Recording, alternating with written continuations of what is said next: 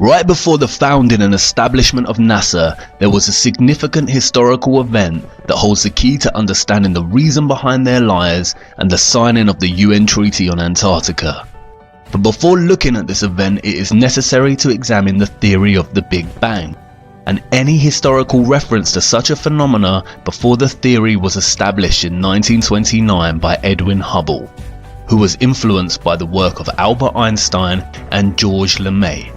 When tracing the beliefs and theories on the origins of the world we inhabit through history, I discovered various creationist tales, primarily of similar nature to the Abrahamic view of creation.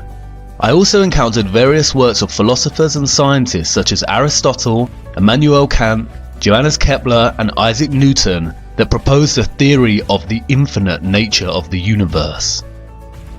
There is one text, however, that predates all of these ideas. The Kabbalah, a tradition of Jewish mysticism that can be dated back to 13th century BC, 1,000 years before Aristotle lived. In traditional understanding, it is said to originate from the time of Eden.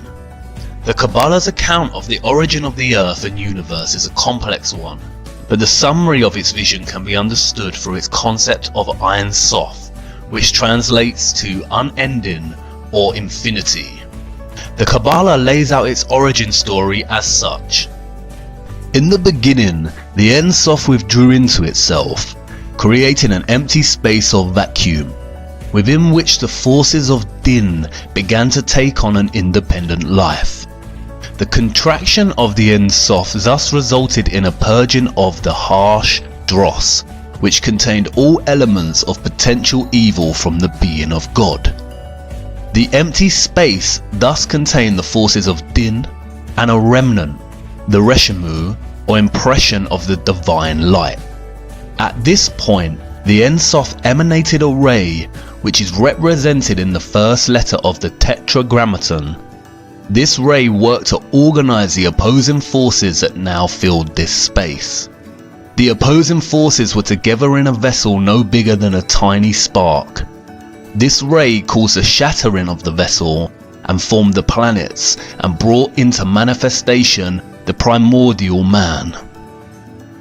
Moses Nachmanides, a 13th century Kabbalist rabbi, summarizes this origin story, stating, "There was only one physical creation, and that creation of a tiny speck. As this speck expanded out, this substance, so thin it has no essence, turned into matter as we know it." This is strikingly similar to what we have come to know as the Big Bang. Universe Today provides a succinct summary of the Big Bang. The Big Bang hypothesis states that all of the current and past matter in the universe came into existence at the same time, roughly 13.8 billion years ago. At this time, all matter was compacted into a very small ball with infinite density and intense heat called a singularity. Suddenly, the singularity began expanding and the universe as we know it began. This is the same story. Both present the idea that in the beginning there was a vacuum and then a small speck appeared, and from there began the expansion of matter, forming the planets and the world we know today. The only difference is the Kabbalah is written in a mythological discourse and the Big Bang is constructed in scientific discourse. But stylistic language choices aside, it appears that the Kabbalah had worked out the origins of the universe a long time before Einstein, Hubble and others. This leaves us with two conclusions from this discovery. 1. Contemporary Big Bang theory has proven the Kabbalah and its teachings. All people who believe in this theory should seek out the Kabbalist rabbi to learn more about what they believe. Or 2. Contemporary Big Bang theory was stolen from the Kabbalah, in which case neither is correct and it is all a big lie. I will return to this origin story shortly, but before I do, it is essential that we look at some of the esoteric teachings of the Kabbalah. Kabbalah in Hebrew means to receive or to orally receive. The secret, esoteric teachings of its mysticism were orally taught, written in codes, numerologies and symbols. Symbolism and numerology are especially important in Kabbalistic mysticism. Many books of the Kabbalah are extremely cryptic in nature, especially the Book of Zohar, which translates as splendor, and the Book of Bahir, which translates as illumination. Both texts have been deemed to be coded with gematria, which is a form of numerology where letters have corresponding numbers. A well-known example of Hebrew gematria is the word chai, which translates to alive, and is composed of 2 Hebrew letters that add up to the number 18. This has made the number 18 a lucky number for Jewish people, and gifts of money in multiples of 18 are very popular. Symbols are equally important in the Kabbalah and have been used as a method of conveying meaning and a secret teaching since its inception. Some of these symbols are widely recognized. For instance, the Kabbalah Tree of Life, or the Sephirot, the Hamza, and perhaps most famously, the 6-pointed star, the hexagram, or what is now referred to as the Star of David, and the symbol adorning Israel's flag. It is found in early texts of the Kabbalah, and its earliest Jewish association dates back to the Leningrad Codex of 1008. It is this 6-pointed star that I would like to focus on now, for you see, it was not always a symbol of Israel, nor is it exclusive to Judaism. To understand the hidden history of this symbol, we must first journey to the year 1760 as Mayor Amschel Bauer returns to Frankfurt to take over his deceased father's business in moneylending. Before his death and in his son's absence, Mayer's father had mounted a coat of arms on the front of the entrance to the counting house to honour its name. The sign features a hexagram against a red shield. It was because of this sign that Bauer changed his surname.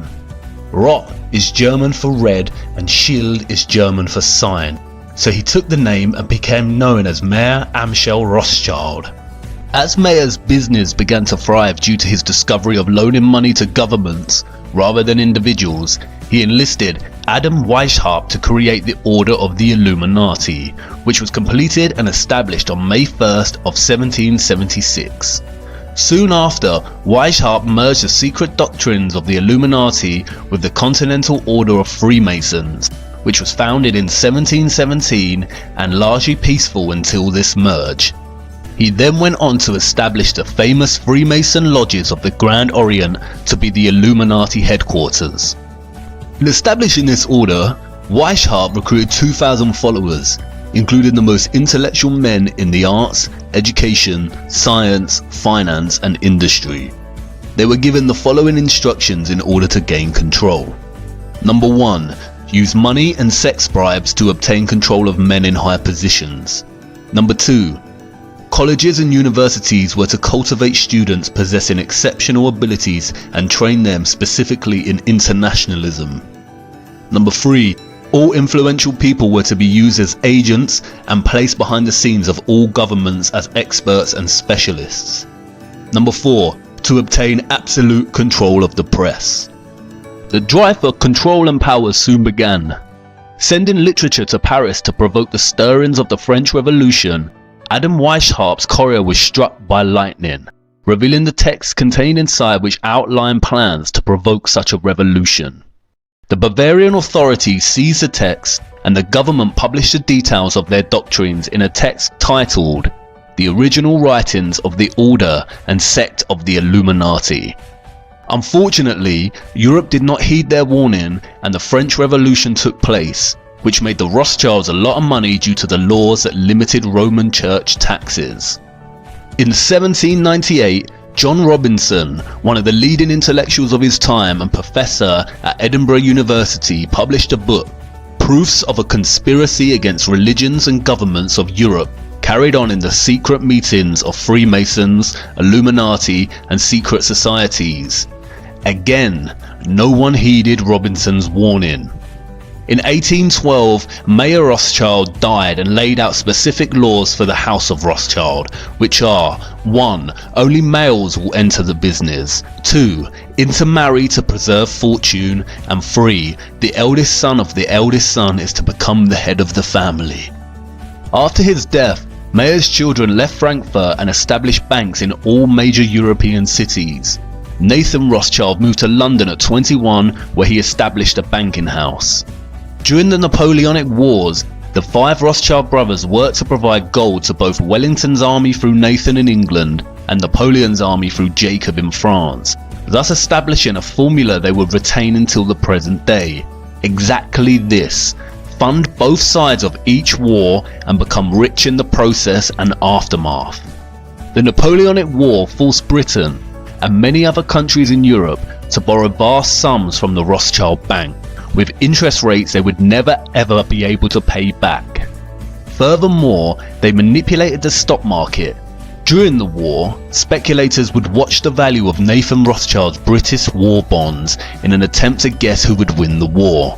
Shortly after the battle ended, and long before anyone else knew who was the victor, Rothschild began selling bonds. Everyone assumed this meant that Napoleon had won and Europe had lost. Panic selling followed, and when prices crashed, Nathan bought the majority of these bonds. The ownership of such high value bonds meant that the Rothschilds literally owned the Bank of England. From that moment onwards, the interests of the British Crown and the Rothschilds became so entwined that the Rothschilds were given titles of nobility.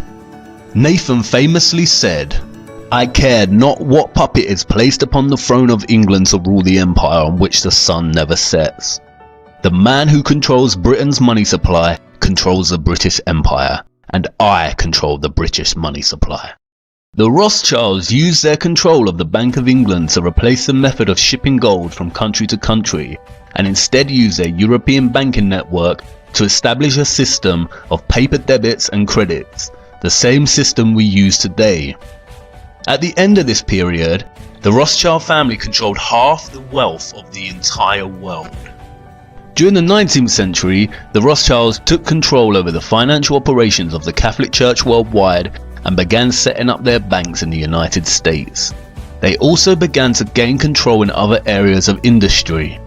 In 1862, the Rothschilds used one of their own, John D. Rockefeller, to form an oil company called Standard Oil, which went on to dominate all competition and was funded to prominence by the Rothschilds. The Rockefellers would go on to lead oil, establish Big Pharma, and own all the major education systems, colleges in the United States. The Rothschilds' power and influence grew through the tentacles of each industry as planned with the establishment of the Illuminati. Towards the end of the 19th century, and before establishing their major dominant banking presence in the United States, the Rothschilds founded the Zionist Congress to promote Zionism, a political movement with the sole aim of moving all Jews into a singular Jewish nation state, and arranged its first meeting in Munich. The meeting was chaired by Theodor Herzl, who later stated in his diary, "It is essential that the sufferings of Jews become worse. This will assist in realization of our plans. I have an excellent idea. I shall induce anti-Semites to liquidate Jewish wealth. The anti-Semites will assist us thereby in that they will strengthen the persecution and oppression of Jews. The anti-Semites shall be our best friends." The youngest son of Jacob Rothschild also visited Palestine during this time and supplied funding to establish the first Jewish colonies there.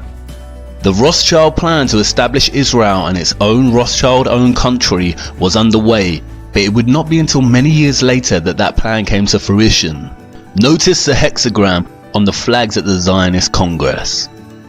In 1910, plans were underway in the United States to set up the Rothschild centrally owned bank, the Federal Reserve. The plans for a United States central bank were met with strong opposition from some of the wealthiest figures of the time. The three most important and powerful opponents were Benjamin Guggenheim, Isidor Straus, the head of Macy's department stores, and John Jacob Astor, one of the wealthiest men in the world and good friend of genius inventor Nikola Tesla. Their total wealth at that time was $500 million. By today's standards, that would amount to nearly $11 billion. The opposition did not last long, however. Conveniently for the Rothschilds, all three powerful opponents died aboard the Titanic when it sunk in 1912. Coincidentally, it was the Illuminati puppet J.P. Morgan who funded and built the Titanic, and who was also extremely keen to establish the Federal Reserve. He cancelled his ticket on the Titanic at the last minute. Congressman Charles Lindbergh said the following after the Federal Reserve Act was passed in 1913.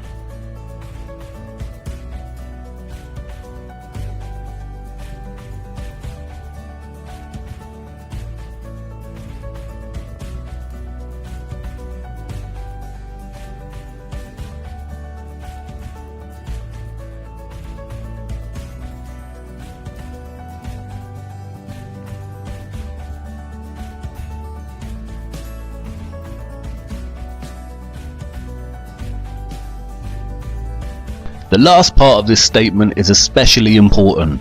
From now on, depressions will be scientifically created. Like two con men working a mark, the Fed made credit easy while establishment newspapers hyped what riches could be made in the stock market. Federal Reserve meant that the dollar could now be printed outside of the government's control. It would be used to drive economic war and depressions, and was the perfect machine for eternal debt. Abraham Lincoln fought against the establishment of this method and began printing his own debt-free money, what was termed greenbacks, during the American Civil War. Similarly, JFK signed an executive order which returned the US government the power to issue currency, bypassing the Rothschilds' Federal Reserve. What do both of these presidents have in common? They wanted to print dollars for the American people against the wishes of the Rothschild system, and both were assassinated.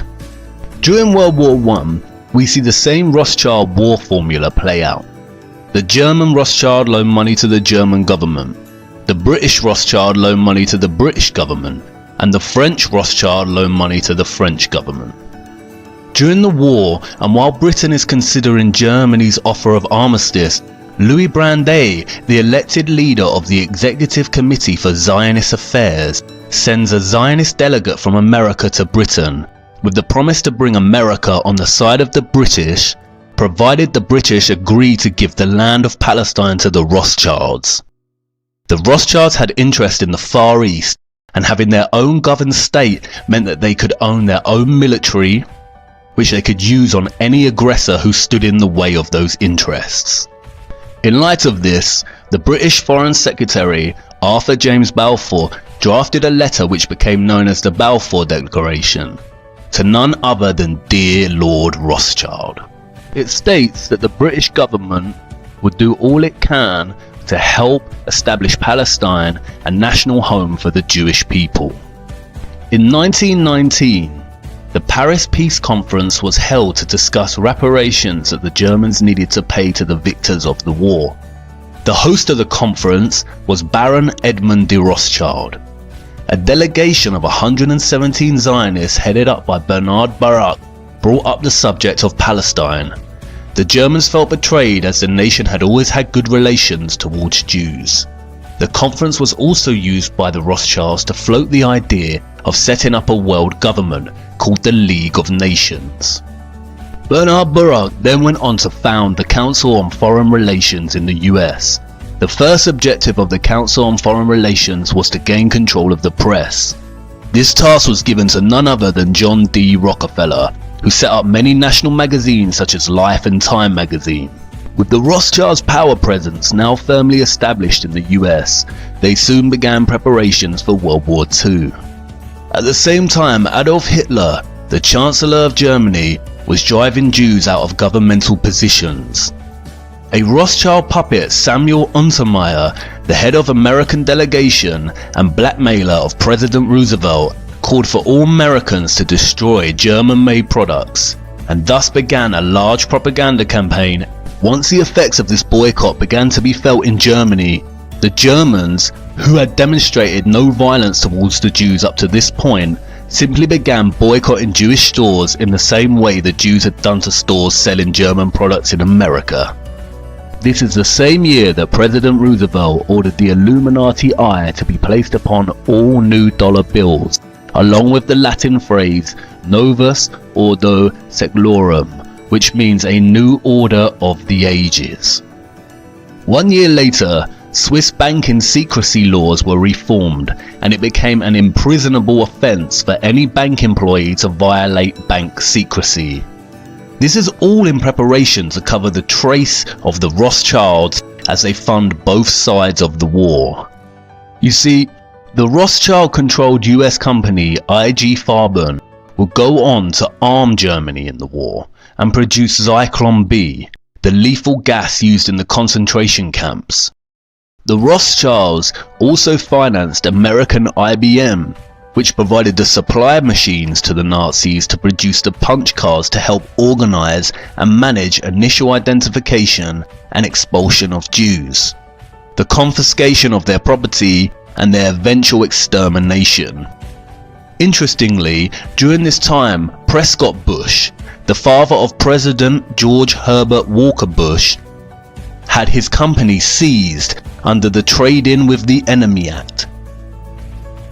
He was funding Hitler from America while American soldiers were fighting against the Germans. The Rothschilds' connection to Hitler may be more understated than initially realized. As Hans-Jürgen Kohler's Inside the Gestapo states, Adolf Hitler's grandmother Maria was a servant at the Rothschild mansion. You see, the war was very choreographed and had nothing but the Rothschilds' interests in mind. As Zionist Isaac Greenbaum in a speech to the Zionist Executive Council put so succinctly, "One cow in Palestine is worth more than all the Jews in Poland." This piece of propaganda was to scare Jewish survivors into believing their only place of safety was Israel. At the end of the war, in 1945, the Rothschilds not only profited significantly financially, but their vision of a League of Nations came to fruition with the establishment of the United Nations. British had stated that there would be no more immigration of Jews to Palestine in order to protect the Palestinians, but after the Second World War, the British transferred control of Palestine to the United Nations. The United Nations divided Palestine into two states, one Zionist and one Arab, with Jerusalem to remain as an international zone to be shared by all religious faiths. In the years that followed, the Israelis launched a series of military assaults on the Arab Palestinians, causing a mass exodus. The Israeli secret intelligence agency, the Mossad, was formed. Its motto is, "By way of deception, thou shalt do war." In 1948, the Rothschild bribed President Harry S. Truman with $2 million, which they gave him on his campaign trail, to recognize Israel as a sovereign state. The flag of Israel was soon revealed, which is none other than a blue version of the Rothschild red hexagram. And this is where the story just begins. Follow me to part 6 so we can take a look at the true meaning of this 6-sided star.